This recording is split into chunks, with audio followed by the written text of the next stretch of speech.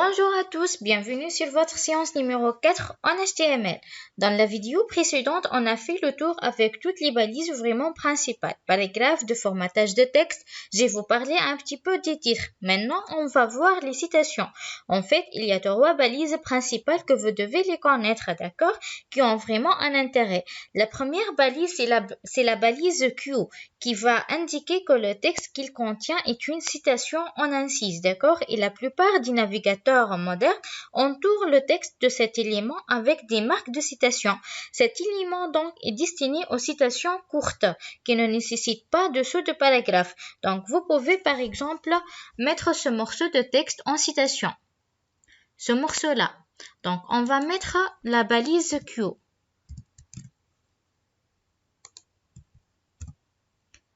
Et slash et Q. Tout simplement. Donc là, est-ce qu'on voit une différence au niveau de texte? Ben oui, vous voyez qu'il a mis ici les doubles guillemets ou bien les doubles cotes. Et il a bien mis en évidence la petite citation de cette manière-là. Bref, donc comme tous les autres éléments HTML, cet élément inclut des attributs universels. Donc si par exemple vous avez la source de cette citation, vous pouvez ici utiliser un attribut dans la balise qui est l'attribut site. Donc, on ajoute l'attribut site égale. Et là, vous mettez bien sûr le lien de la source. On va mettre par exemple http citation.fr. Voilà. Donc ça pour la balise Q. Voilà. On passe maintenant à voir une deuxième balise qui est la balise site qui permet d'inclure le titre d'une œuvre tel qu'un livre, une chanson ou un film, etc. Cette référence peut être abrégée en accord avec les conventions d'usage pour l'ajout des métadonnées de citation. Donc, on va faire tout simplement l'ajout de notre balise site.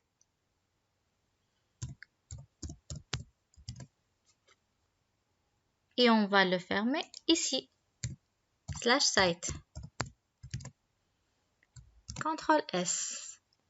Donc voilà, comme j'ai expliqué tout à l'heure, site va servir à citer un titre de livre, un titre de document, le titre d'un événement ou le titre d'un rapport et ce genre de choses.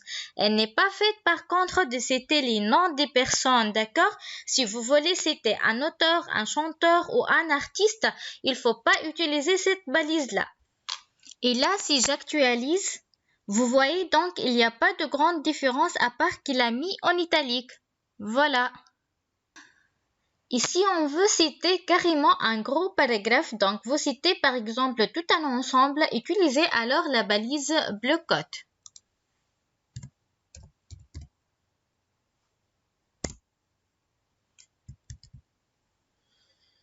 C'est une balise bien évidemment fermante aussi.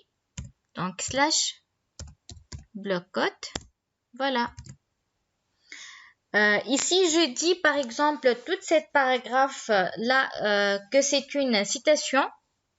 Donc, on va ajouter à l'intérieur notre paragraphe.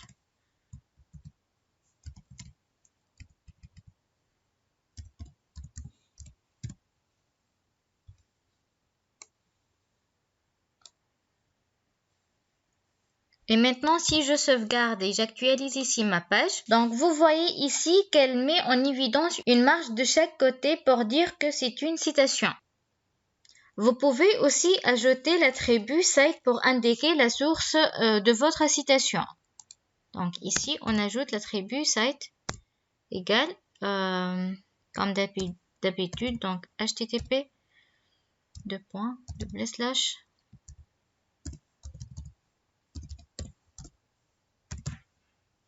Voilà. Donc ça ne changera rien bien évidemment pour vous à l'affichage. Mais pour les navigateurs, plutôt pour les moteurs de recherche qui vont analyser vos pages et qui vont accéder, rappelez-vous, au code des pages. Donc quand ils vont lire, ils vont trouver un lien externe de tout l'ensemble de citations. Je termine avec d'autres petites choses qui sont super importantes. On va les voir assez rapidement parce que vous n'aurez pas forcément toujours l'usage. Mais si par exemple vous avez un texte que vous ne voulez pas l'afficher à tout le monde par défaut, vous allez pouvoir utiliser la balise Details tout simplement. Pardon.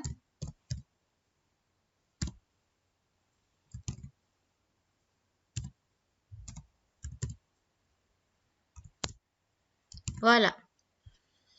Et à l'intérieur, vous mettez un contenu peu n'importe. Par exemple, on va mettre du blablabla.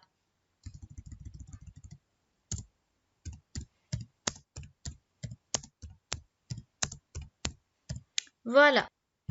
Donc, voyez qu'il affiche ça. Et là, il faut cliquer sur le mot Details ou bien sur la petite flèche noire pour afficher le contenu. Voilà, donc Details est utilisé comme un outil permettant de révéler une information.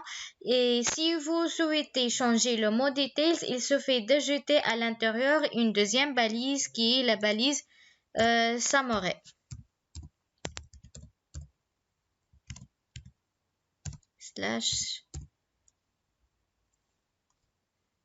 Voilà. Donc, à l'intérieur, on va mettre, par exemple, cliquer ici. CTRL S. On actualise.